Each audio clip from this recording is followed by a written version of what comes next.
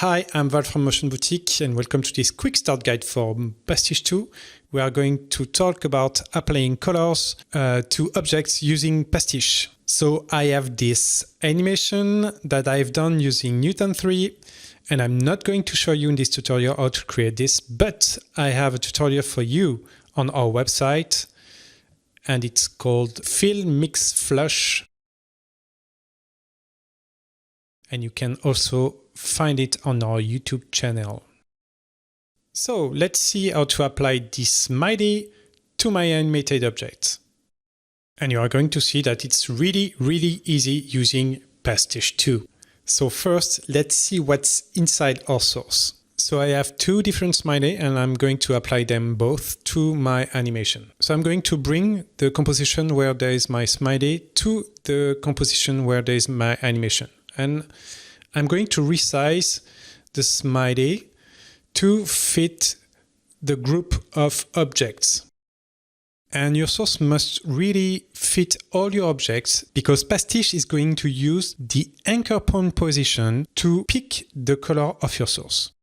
So here my source is a little bit too small, so I'm going to resize it to really fit all the groups of objects. Let's add a little twist. Let's rotate a little bit my source. And now I'm going to pre-comp it. It's really important. And I'm going to choose move all attributes into a new composition. Okay, so now let's hide the source and let's set two different markers for the two different states of my smiley. Now let's apply Pastiche to my source layer.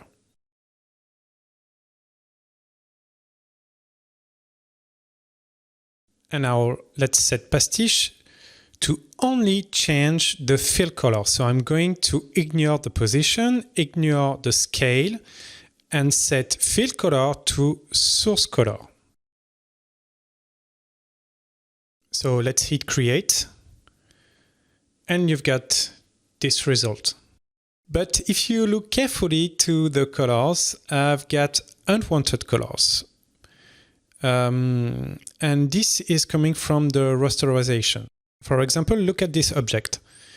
The color of this object has been picked between the dark and the light area. So here is the trick if you want to avoid this result. Go to your source object and deactivate the rasterization. Maybe you would need to pre-comp your objects. Here I have already pre-comped my source. And in this new pre-comp, you will need to deactivate the rasterization.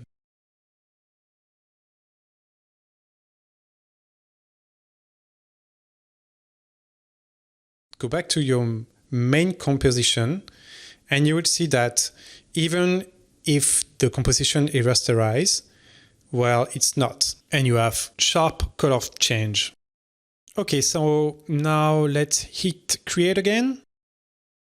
And you can see that I have now the right colors. So now let's animate those colors. So let's set the frames to render to from layer markers. And let's set the temporal interpolation to hold.